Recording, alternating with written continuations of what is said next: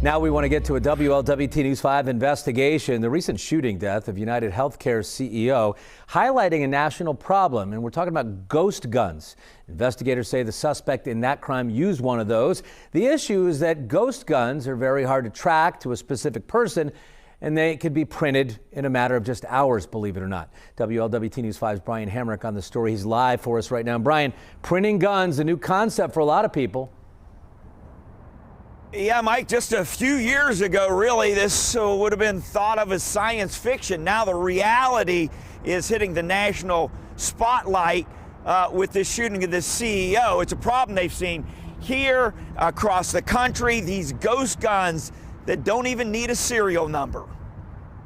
They're known as ghost guns, and they're making it much easier for suspects to disappear after gun crimes.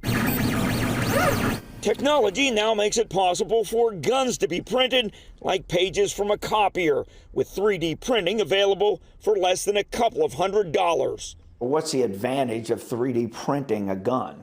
Well, there's two. One, you don't have to go through a background check. Other people just want it because it's not on a registry. Jason Philibom is a former prosecutor.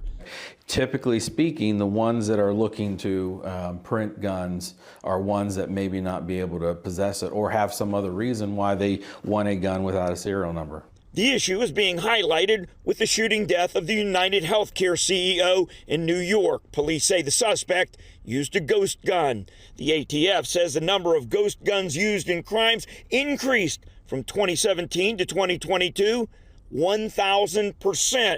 While they're called ghost guns, maybe a more appropriate name, a Frankenstein gun. The guns are typically pieced together. You'd buy this, and you'd buy the barrel, and then you would print the serial number part. The metal parts, like the barrel bought online, no serial number required for that. And the plastic parts, like the grip, when printed, also needs no serial number, allowing the person to make their own gun with tracks to the owner that are practically invisible. Yeah, now anyone who has a 3D printer knows how to get instructions online to print about anything, including all kinds of guns. Reporting live, Brian Hamrick, WLWT News 5. Brian, any differences between these printed guns and ones that are manufactured?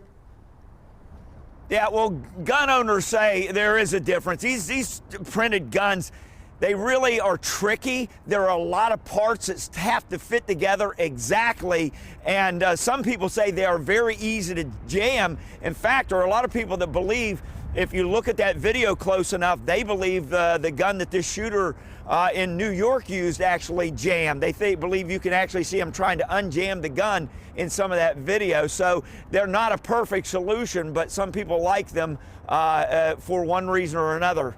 Mike? All right, Brian, thank you so much.